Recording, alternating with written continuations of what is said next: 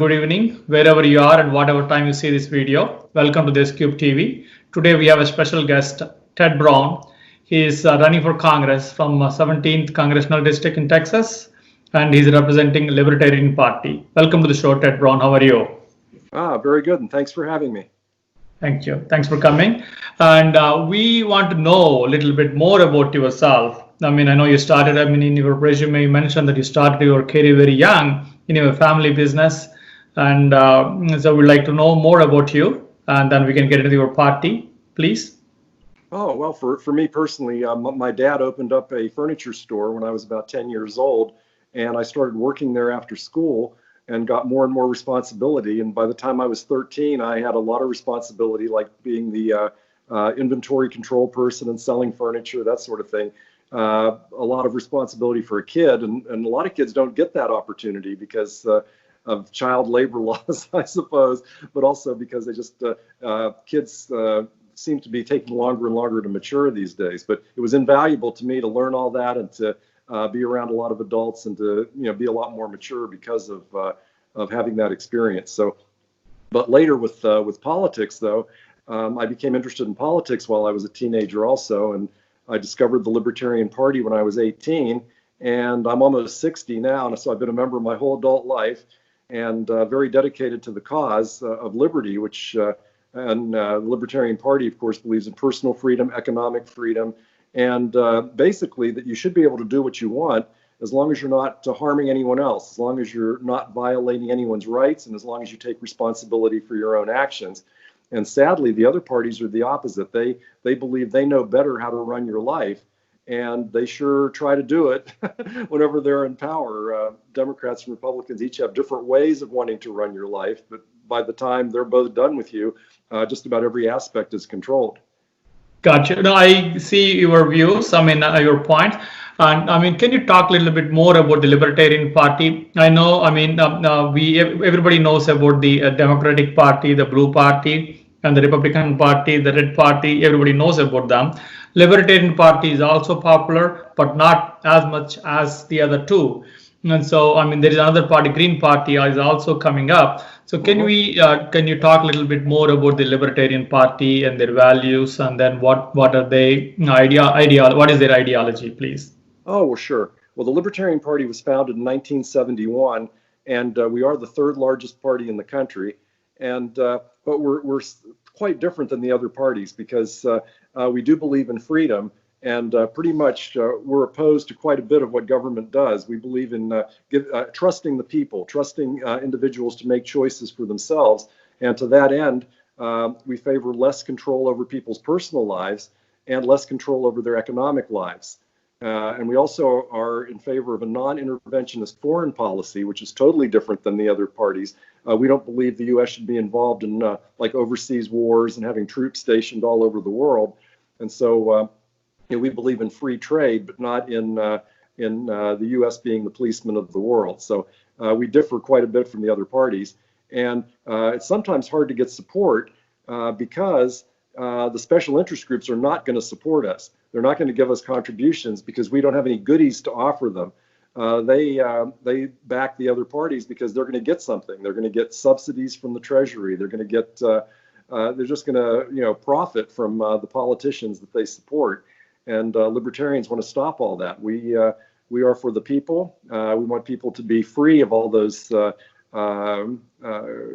characters that are violating our rights and stealing from the public. Gotcha. So that's good. Thanks for sharing the points about the Libertarian Party. Can we talk a little bit about TAG? Texans for Accountability in the Governance. Something you're also a member of that particular organization. Do you want to talk a little bit about that, please? Well, just a little. It's a local group here, based here in Austin.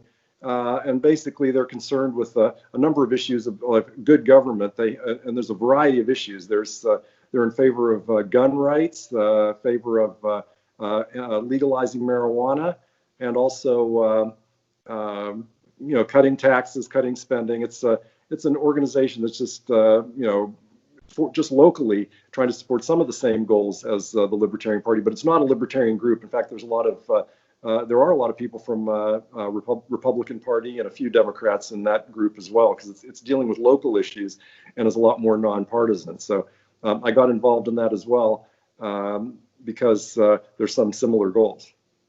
Gotcha. Okay, thank you. So, and coming back to our mainstream politics, I mean, what is that Republican Party missing, and what is and why are you not in favor of them? Can you talk a little bit about what is that which you don't like from the Republicans? Well, they often in the past, not recently, but because it's changed, the party's changed under Donald Trump. But before that, the Republicans usually were advocating lower taxes, lower government spending, less regulation and all that. But when they get into office, they don't do that. They increase taxes, they increase spending. Sometimes, I'll give it to them, sometimes they cut taxes and sometimes they cut regulations a little bit, but it's really a real lame effort. And usually they're just increasing the power of government. They believe in spying on the citizens. They want to control our personal freedoms. Basically, it's a party that just is a big government party, and they're the ones that complain that the Democrats are the big government party, but really they both are. So we certainly attract a lot of former Republicans. For example, say if someone wants to believes in less government, this is where they're going to find it with libertarians, because we truly believe in less government. We want to cut substantial amounts of the federal budget and at the state and local level as well. But I'm running for Congress, so I'm talking about the federal government, and there's just so much to cut. I mean, the federal budget is over $4 trillion. That's $4,000 billion. And they're running at an extreme deficit. But even if they weren't running at a deficit, they're spending way too much and doing way too much. It's way beyond what the founding fathers of the country thought the government should be doing.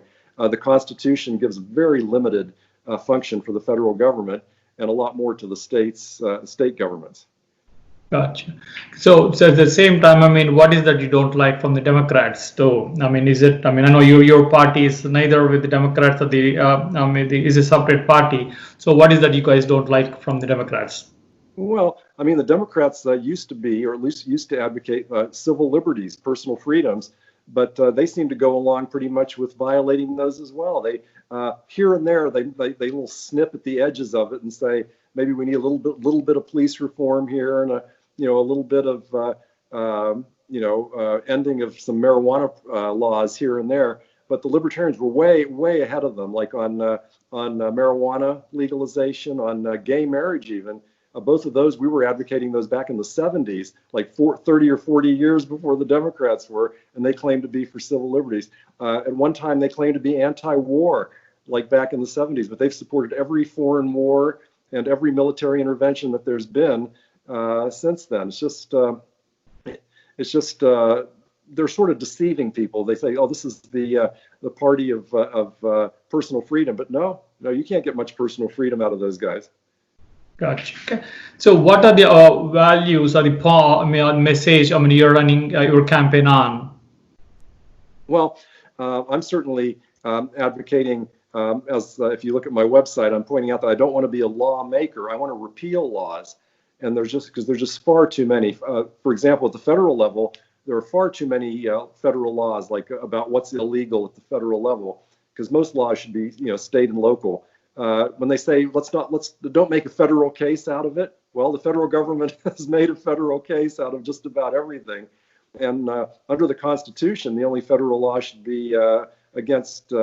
The federal criminal offenses should be treason, counterfeiting the currency, and piracy on the high seas. That's all that's mentioned in the Constitution.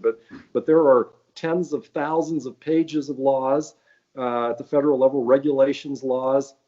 And there was some scholar a few years ago that wrote a book called 3 Felonies a Day, saying that the average American commits 3 felonies a day and doesn't even know it because there's so many laws and rules and regulations they're supposed to follow.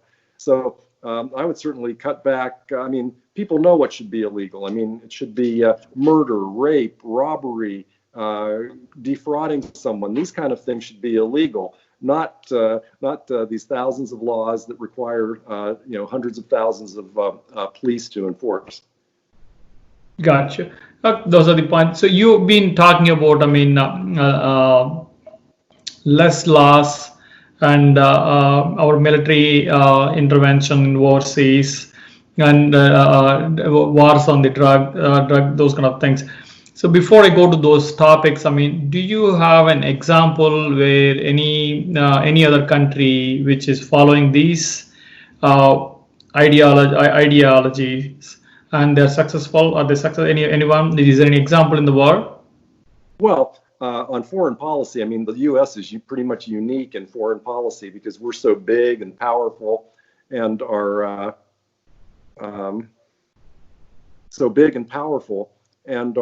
able to intervene all over the world. Nobody else really has that capability. We more prefer to be like Switzerland, that is pretty much friendly with everyone and is neutral in all the world affairs. Now, unfortunately, on so many, with taxes and government spending, most of the world is a lot bigger government than we are, just in percentage of their economies, about how much they spend on government. In fact, they think we're kind of low percentage on a lot of these kind of departments. And some people think we should have more control on, like in the areas of like healthcare, for example, and some other areas where we might not have as large of a sector as, say, some of the European countries. But some countries have more civil liberties, perhaps, like maybe some of the Scandinavian countries and all. But in the overall picture, where we're talking about freedom across the board, it's very hard to find. I mean, the U.S. is one of the freer countries in the world, and it's really a shame to say that we have so much work to do to make us a much freer country, because everybody else is doing a lot worse, it seems. That's, yeah, I mean, no doubt. I mean, the US is one of the greatest country. I mean, I would say right now it is one of the great countries. I mean, and people love the freedom and the way and the dreams. I mean, they can live, they make their own dreams and then live up to that. No doubt about it. And they have a lot of freedom and in this country, without any doubt. I mean, compared to many other countries. So coming back to your point, I mean, I was talking to another libertarian yesterday from your second congressional district, and he was also talking about more of the military. So if you don't have the military, and how do we defend the country, and how do we, defend the country, and also how the political, if you want to gain something from different countries, you need to have some strength. So without military, how is it possible for a country to run without military at all? Oh, wow. We certainly need a military. I mean, I believe in a strong national defense. The problem is that we have a strong international defense. Basically, the U.S. military is larger than the next 10 countries' military combined.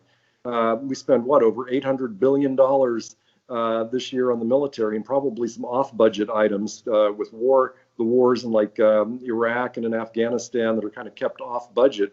So the military budget doesn't look even larger than it actually is. And basically, we don't need all that to defend the U.S. In fact, we're making the U.S. It's more dangerous for us to be making all these enemies overseas. People here think, oh, we're like liberating these countries. For example, like in Afghanistan, but people in those countries, or Yemen or Iraq and these countries, think, well, gee whiz, these guys are bombing our cities, killing our children. This is not a liberation. This is like, they think we're the terrorists and we're allegedly trying to stop terrorism, but we're not. We're just making enemies in all these countries. Yemen is a really good example. I'm not sure if we're bombing them or not, but the Saudi Arabians sure are with our weapons. And we should not be involved in that at all. That's like we're damaging those countries, and we're supposed to be the light of freedom. But it's been a long time since the world has considered us that way. Gotcha. Good. Thanks for sharing your views on that topic. So you are also mentioning about the war on drugs. Like, I mean, you need to legalize the drugs. So can you elaborate a little more on that, please? Right. Well, the war on drugs has been going on, close to 50 years, and maybe a bit before that even. But President Nixon really started that up around 1971, and it was for a totally cynical reason. He wanted to get back at black activists, and he wanted to get back at anti-war activists, and he thought the surest way to go after them would be to accuse them of being a bunch of fiendish drug addicts and to make strict laws against them. And that's how the war on drugs got started. It was a complete lie. They just we're talking about, marijuana is this evil drug that's going to destroy everyone's life. But for example, that's probably the best example, because that's the drug that most people who are arrested for marijuana. And it's really certainly no more dangerous than alcohol, which of course is legal. So it's a matter of the war on some drugs. If it's a drug that's acceptable to the status quo, which is alcohol, it's fine. There's regulation, but it's perfectly legal to get alcohol.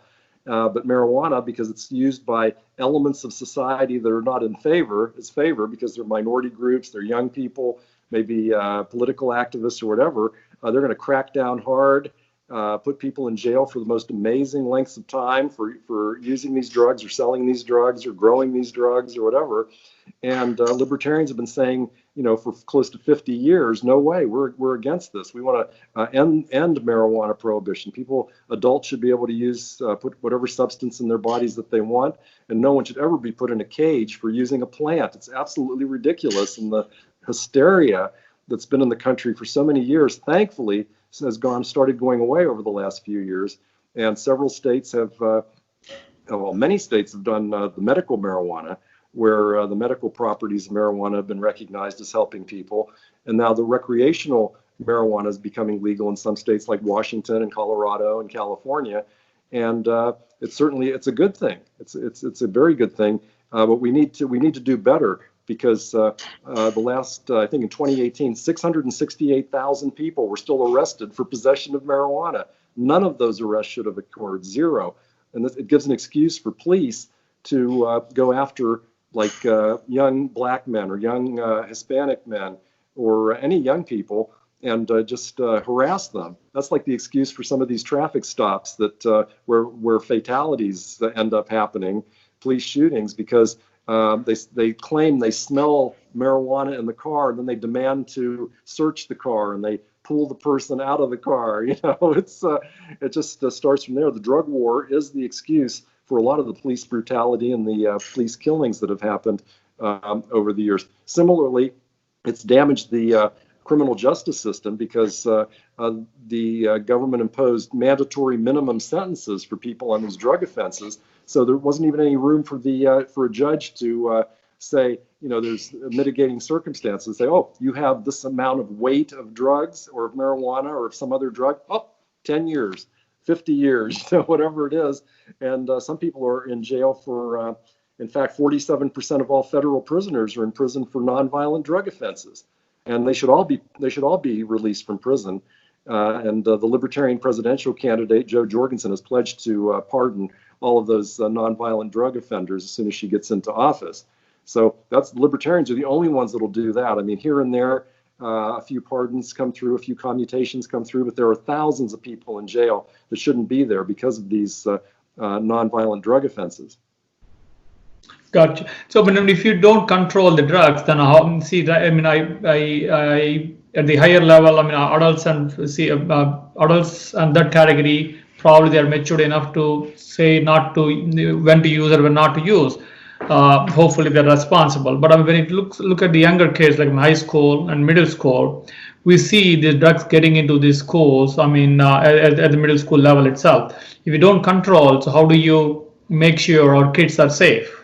I certainly don't favor kids in middle school using marijuana, but the point is, when it's illegal, there's always a reason for the drug dealers to try to get young people hooked on various drugs. And it's not like marijuana is addictive, but they try to get kids to use marijuana and other drugs too, like worse drugs. And they wouldn't do that if it was legal, because you can just go to a store and buy it. There's like no one, hanging out outside the school saying, hey, do you want to try this illegal substance or whatever? So I think the legality would make it a lot more available through channels where, similar to alcohol, where, kids usually aren't able to go and buy beer and wine and such. That's true. Gotcha. Okay. Thanks for your views on that. And so what do you think of the welfare? I mean, you said you don't want the government should have less government, and the government spending should be less. So when you do that, so you should have, I mean, there will be an impact on the welfare scheme. So what is your view on the welfare schemes first? And some parties are advocating, I mean, we need to give them free healthcare, or not free healthcare, at least unified healthcare system, or a school, I mean, college education should be free. So, I mean, some people are saying that there should be a level playing field for everybody in the society. So rich people or middle class, I mean, after the last few years, economy is booming, but at the same time, some people are getting richer, but the poorer people are staying wherever they are, or middle class is wherever they are. So the gap has widened. So with this widened gap, so it is a little challenging for the middle class to cover the cost of the healthcare and the college education and move on to the next level. With these things, it's becoming very hard for them to move on to the next stage of their lives. So what do you say on these welfare schemes, and what is your opinion on these things? Well, a few of those issues are different than welfare. If we start with welfare, such as the social safety net programs, that sort of thing. If we start with that. Okay, gotcha. Okay, yeah, I think there are two. I mixed up two of them. Okay, go ahead, please. Sorry. But I think the question. Let's start with why do people need those programs? And often it's because they have been left behind on the economy. And a lot of time, and what's unfortunate is I have to give a somewhat different answer now than I would have just 3 months ago before the virus crisis hit, because that's like ruined the economy in just 3 months. But in general, one of the problems is too much government involvement in business, for example, and with all the regulations and the taxes and the controls, and businesses aren't able to hire as many people as they used to because they have to have all these expenses. And similarly, there's so many regulations to stop people from just starting their own business. Now you have to jump through so many hoops just to start your own business, whether it's, usually it's like local regulations and licensing laws at the state level, just stopping people from just pursuing deciding just to go into business and work for themselves. So a lot of it is the government stopping people from being able to earn a living on their own, and hence they often need these programs where they're just because they just aren't able to get a job and not able to support their families. And if we have less government, I think a lot of that would go away. Now, some of that's changed a bit over the last 3 months because of the virus, and that's because the government again has taken away even more people's jobs. And again, a lot of businesses would have closed anyway because people would have been afraid to go to them because of the virus. But government really have closed down a lot of businesses that didn't need to be closed down, and putting a lot more people out of work. So the situation is getting worse and worse in that regard. And usually you can just go back to the government trying to correct a problem that they caused in the first place. And libertarians are certainly against that. We want to have as much freedom as possible for people to start businesses, to employ people, to start their own businesses. And that's how we would certainly get, in the long run, get more people off of welfare programs. In the short run, yes, for the short run, certainly people need to be on some of those programs. But the goal should be to get people off of those programs. And that can only be done by eliminating government regulations and controls on people. Now, you also mentioned issues such as healthcare. That's becoming a bigger issue because of people getting sick because of the virus. But in general, the government has been too involved in healthcare over the years. There's so much regulation on it, and the more the government makes more rules, the more expensive it gets, and hence fewer people can afford it.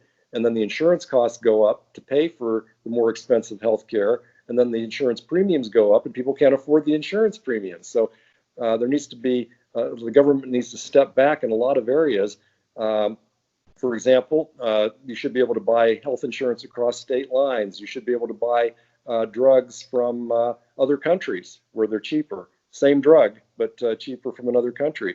And just a variety of reforms like that can be done pretty easily. So what we need to look at is, while it's not uniform, usually if you get the government out of the way, things are going to improve.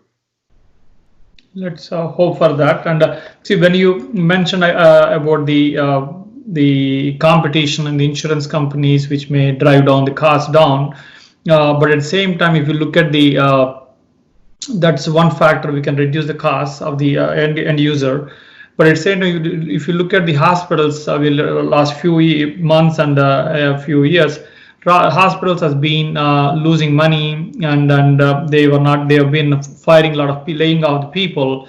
So they are saying they're not able to manage their costs. So if you reduce the cost further, so how are the actual healthcare provider going to survive? Well, I mean, some of the problem, and I'm not even sure on some of this about the hospital costs and all, because no one is quite clear what they're actually charging for some of their services.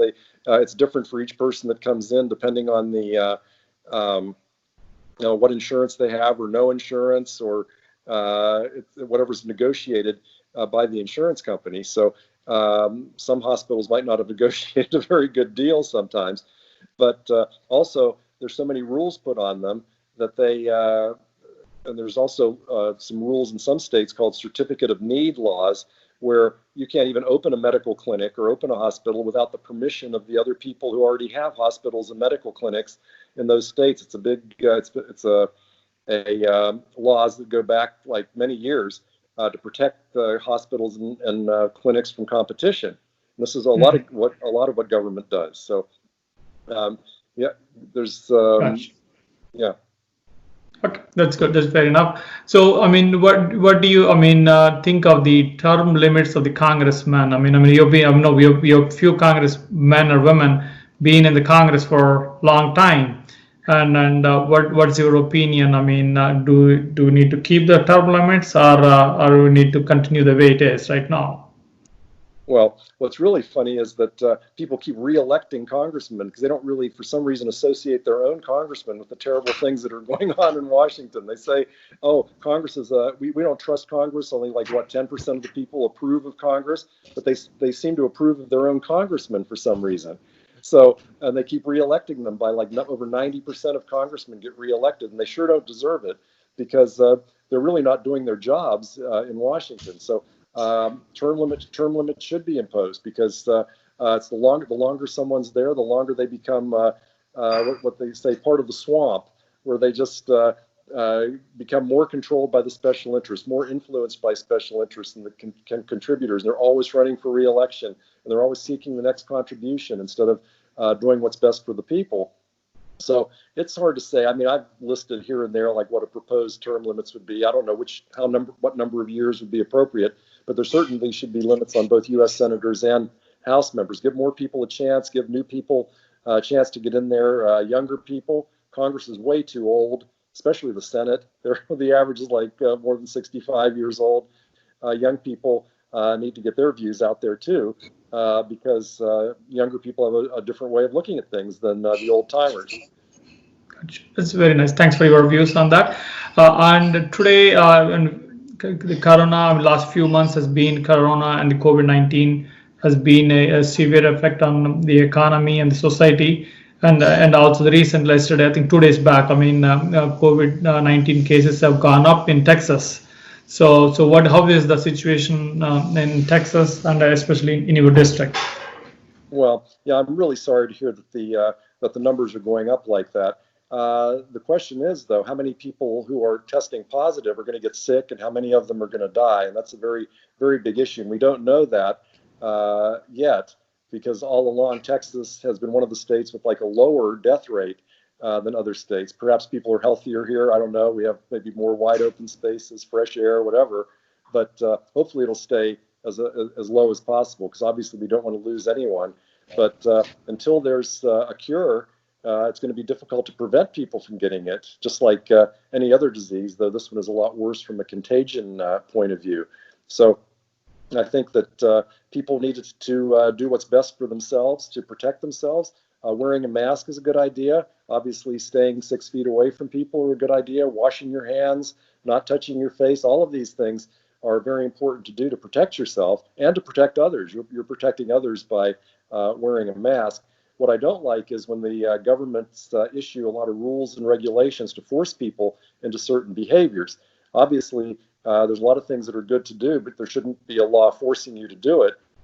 And when all these various governors were telling people to stay home, not go to work, closing businesses, saying some were essential, some were non-essential, that's not a proper function of government. I mean, everyone's business is essential, and they were limiting medical treatment. Well, what's essential and what's non-essential is up to the people who need the treatment and their doctors. I mean, I just don't approve of these governors and mayors and health officials like ruling by decree and just ordering people by force of law to take certain activities.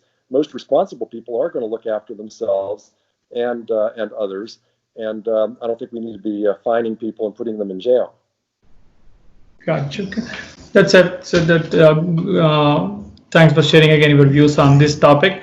So coming back to the same, during the same time, I mean, when people appear how to maintain social distancing and all those things, we have another turmoil, which is like Black Lives Matter movement. So how is the Black Lives Matter movement in your area, and what are your views on that topic right now? Oh yes, because obviously I saw the video of George Floyd getting murdered by the police officer in Minneapolis. And this is something that happens all the time. Police in this country there were killed over 1,000 people, 1,024 people, I think it was last year. And the European countries, whose population total the same as our country, 60. Police killed 60 people versus over 1,000 in this country. The police here are just trigger happy, and they especially go after minority men, like young Black men and young Latino men. There's so many, they seem to be profiled. There's systemic racism. A young Black man is seen, and they're thought the police consider them a criminal before they even know who they are. And this has been going on for decades. And finally, with everybody having a iPhone and being able to film it, everybody's seeing just exactly what's going on. I mean, there have to be a large number of police reforms, and libertarians have been advocating this for going on 50 years. We've recognized this for years, that that the police are able to go after people for so many reasons. The war on drugs is a good reason. Like I said before, just that marijuana being illegal gives the police excuses to search people's cars, like saying, "Oh, I smell weed in your car. We're going to search your car." That gives them an excuse to harass young people, young Black people. And then the qualified immunity, which I'd like to get rid of, is where you can't even sue the police if they violate your rights. The Supreme Court created that back in the 80s, and we want to get rid of that. They have no-knock warrants. The police just storm into people's houses without knocking in the middle of the night. And a number of, that's how Breonna Taylor in Louisville, Kentucky was killed. The police just stormed in there with a no-knock warrant, just started shooting, and she was asleep and got killed by the police. And it was the wrong house, and they already had the person they wanted in custody elsewhere. There's just no excuse for that. I believe that police officers should have to get liability insurance from a private insurance company in order to be allowed to work as a police officer. So if they have a lot of complaints against them for brutality or dishonesty or whatever it is, they would not be insurable, and they wouldn't be able to get a job. And if insurance companies were insuring these guys, they would pay damage claims and not taxpayers for the terrible activities of some of these violent police officers.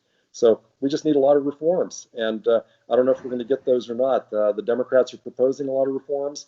The Republicans, tiny bit of reform, but not very much, because the problem is the Republicans say they love law and order and they support whatever the police want to do normally, and the Democrats are in the pockets of all the unions, especially, or including the police union, during negotiations for their contracts and all that.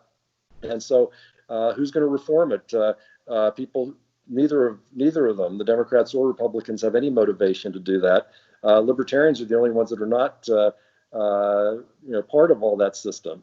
We're the outsiders, and we can really get something done on that to reform this and to help minority communities get out from under the thumb of the violent police activities.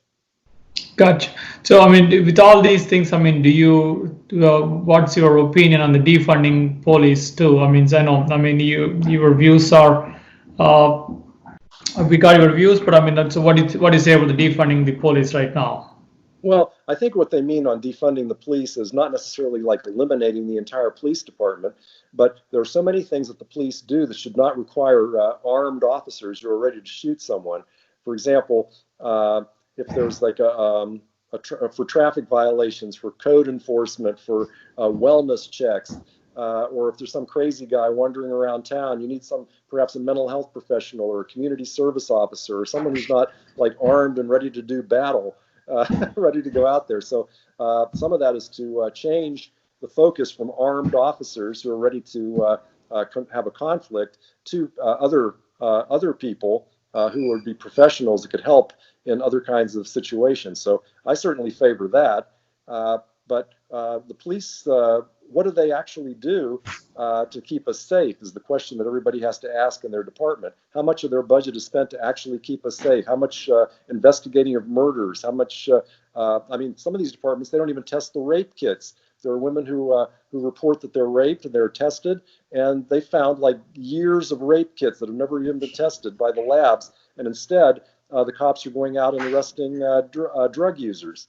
I mean, this is ridiculous. It's violent crimes and crimes against people and property that should be investigated, not victimless crimes. And if the police are not doing that, they're also going out on traffic enforcement, which is for revenue mostly, not for safety. Most traffic enforcement is just to get money for the city government. If we eliminated all of it, we'd probably be much better off. I mean, a little bit's necessary. You obviously don't want drunk drivers driving around, but most of the stops, if they see a broken taillight, mail a citation to the registered owner. You don't need to stop somebody and get a conflict going. I mean, it's just much of what they do and much of the expense of the police departments are not keeping us safe. And that's something that really needs to be changed. Gotcha. Okay. Thanks very much for your views on the police reforms which we need to bring in the police department. At the same time, I mean, today your party, and it looks like even in the beginning you mentioned that, I mean, you like the Second Amendment, or I mean, love the guns, and everybody would like to, which is we understand. But at the same time, we have the issues like in the last few years we have been, I mean, many incidents where we lost many people, I mean, due to the gun violence.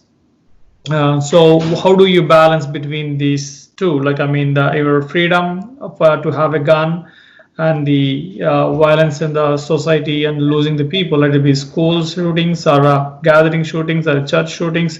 So how do we balance between these two? Well, I agree with you that there's far too much violence in society. The problem is, though, the best way to stop a bad guy with a gun is for a good guy to have a gun, and that's why so many Americans are protected that way. They have a gun for self-defense. And that's how most guns are used. They're either never used at all, or they're used for self-defense. It's a very small number that are used by criminals, and they're going to find some way of committing their crimes. If they don't have guns, they're going to use knives. If they don't have knives, they're going to use clubs. Whatever it is. If someone wants to commit a crime, they're going to do it. And so people have to be able to defend themselves from these violent predators. So I believe that people should have the right to keep and bear arms for self-defense, and there should be very, very few limitations on that. And there are proposals now, these red flag laws, for example, that some states have, where they say, oh, if someone is reported as being like, crazy or something like that, they can have their guns taken away. But yet there's no due process of law. There's a hearing that the person who's accused doesn't even know about it, and their rights can be taken away without them being able to defend themselves. So I'm certainly against those as well. Anytime that you're going to be taking someone's rights away, you need to have a trial and due process of law. And so I oppose red flag laws along with most other gun regulations. Gotcha. Thank you very much for your views on all these topics. Do you have any message you want to say to our audience or your constituents and our listeners? Yes, I did want to discuss immigration briefly, because that's a very important issue. Go ahead, please. Also. Yes. I am a strong supporter of legal immigration. I believe that it should be much easier to come here legally to this country, and I'm totally opposed to the Trump administration's policies where they're trying to limit everyone that comes here. Just today, he was limiting the important H-1B visas for professional and technical people who come from all over the world, and including from India. And he wants to limit that. He's saying that well, these jobs should be reserved for Americans. Well, there's not enough Americans in some of these jobs, and companies need to be able to hire whoever they like. If it's somebody from another country, they should be able to hire that person, whether they're an American or not. And to limit that is going to harm American business, and it's also going to harm the people that would like to get experience working for American companies who live overseas. It should be very easy to come here to work, and for as long as you want. Businesses should be able to hire whoever they want. And all of this limitation on immigration is just Trump pandering to some people who just don't recognize how important immigrants have been to this country. Both of my grandfathers were immigrants, for example, and it's terrible the way that people are trying to get here just to have a better life are being treated. And that's something that I and other libertarians would totally reverse. We would welcome people here, and it would be legal to do so, to come. People say, "Oh, we don't. It's fine to have immigration as long as it's legal." Well, some people, there's no legal way of them coming here under the current immigration laws, and that has to change. Gotcha. Thank you very much for those points on the immigration. And how about the DACA? I mean, when you come to the immigration, right now the hot topic is the DACA, and Supreme Court also supported or at least blocked the complaint. Which for whatever White House or the government has opposed. Trying to take off the DACA rights to continue in the country. So, what is your opinion on that? Well, I'm certainly in favor of the DACA young people being allowed to stay in the country. In fact, they've been here since they were kids. They're pretty much Americans, just like any other American, and they should be granted automatic citizenship, as far as I'm concerned.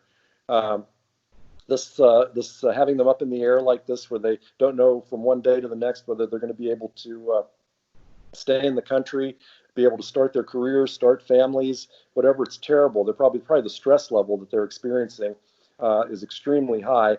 And I certainly don't approve of that. I'm glad what the Supreme Court just did about sending the case back to a lower court, but that's who knows how that's going to come out.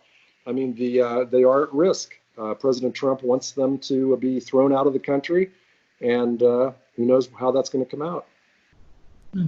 Let's say, yep. And yeah, it's glad that at least it's being blocked right now. So, do you have any message to the audience or listeners or the constituents right now? Do you want to say anything else? Oh, just that I urge people to look at alternatives in this election. You don't have to vote for a Democrat or Republican. We've seen what these parties have done to the country for the last 150 years when they've been the two major parties, but especially over the last 75 years and the last 50 years. The government just grows and grows. Its powers over our lives grows and grows, and you just get more special interest controlling the government. What we need is an alternative, and the Libertarians have been around. We run candidates in every election. We're here to provide an alternative that less government is the best way to go, and I urge people to look at that when they're voting in November. When you're voting for a member of Congress, for example, remember, even if you don't agree with everything that we believe in, each congressman is only one of 435 congressmen. It's not like I would just go in there and announce what my view is and have it be adopted. In fact, it'd be very difficult to have it adopted, but more voices are needed, more views are needed, more parties are needed to be represented. It's amazing that the U.S. just has two parties in Congress, unlike most other countries that have quite a few parties, 3, 4, 5, 6 parties in their parliament or their legislative bodies, and they get a lot more opinions being expressed than are in this country. We just need to, break the duopoly, which is the monopoly of the two old parties, the Democrats and Republicans. So vote Libertarian, or if you don't like us, vote Green, but definitely do not vote for the Democrats and Republicans. And I urge you to vote for the Libertarian Party. Thank you very much for coming onto the show, and we wish you all the best in your run. Thank you. Great. Thanks for having me. It's been a good show. Same here. Have a nice day, Ted. Okay. Take care. Thank you.